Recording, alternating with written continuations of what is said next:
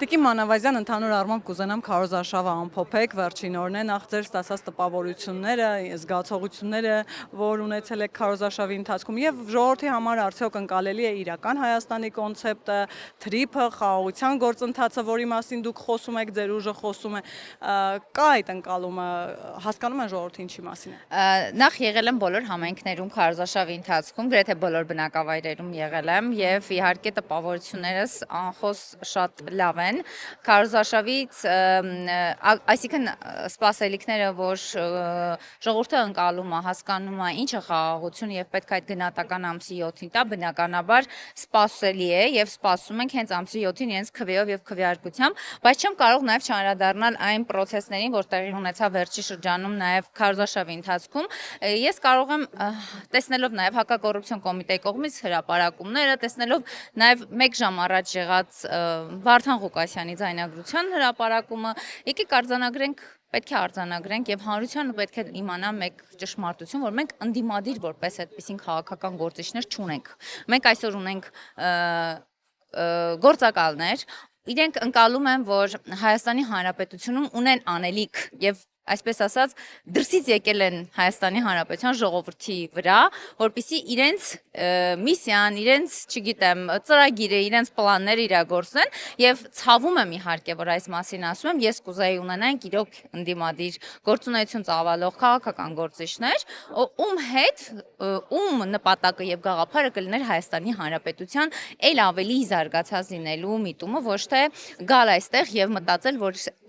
պետք է փաթեթավորած բանտիկը վրան Հայաստանի Հանրապետությունը նվիրեն մեկ այլ ուրիշ պետությանը։ Ես սպասում եմ եւ լիահույս եմ, որ մեր ժողովուրդը այս ամենը տեսնում է եւ իր գնահատականը իհարկե տալու է հենց Կիրակի օրը։ Տիկին Մանավազյան, ասացիք, որ դուք ընդդիմադիր գործընկերներ չունեք, այլ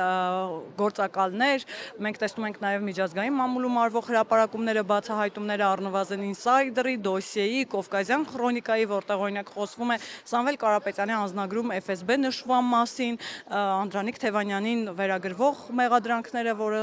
եւս կալանքի տակ է։ Այսինքն ստացվում է, որ օրենքի բաց կա եւ այդ իմաստով 8 տարիների ինչ որ իմաստով անգործություն, որովհետեւ այսօր ձեր ասած գործակալները, FSB գործակալները հնարավորություն ունեն մասնակցելու ընտրություններին եւ նաեւ մենք տեսնում ենք, որ մեծ ներհոսք կա վերջին օրերին առնվազն օդանավակայանում, այն որ ասում են ժողովրդական լեզվով ասեղ գցելու տեղ չկա, սա նաեւ մտահոգիչ չէ եւ սա նաեւ չի խոսում օրենքի բաց ունենալու մասին եւ հետագայում այս առումով փոփոխությունները առնվազն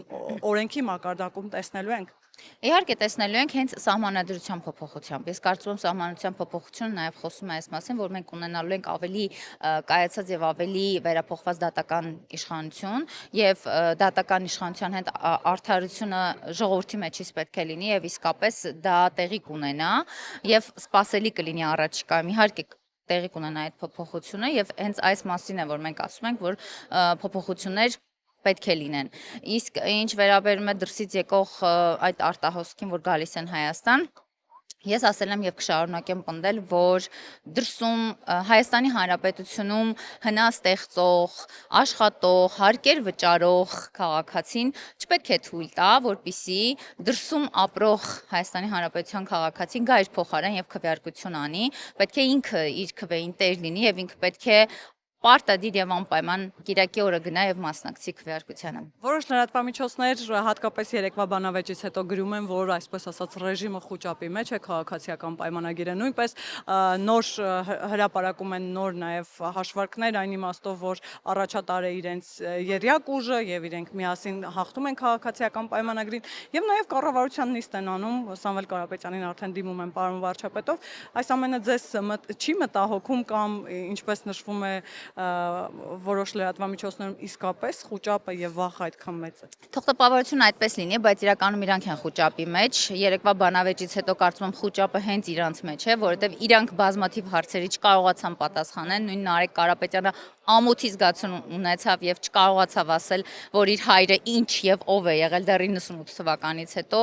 հերքեց եւ մերժեց հարցապնդումը, արդյոք նա եղել է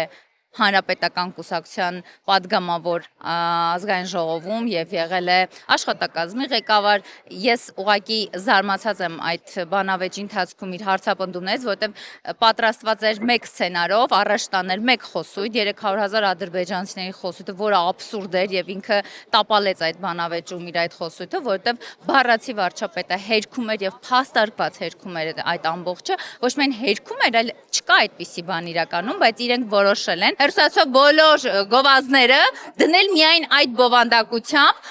ոչ հայ լեզվով, հայերենով եւ իհարկե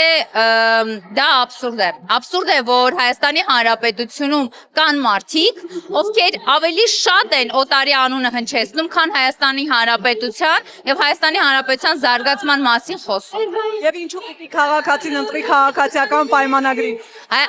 Քաղաքացիներ պետք է ընտրեն քաղաքացիական պայմանագիր կուսակցությանը, որպեսզի ունենան ապահով, խաղաղ, զարգացող պետություն։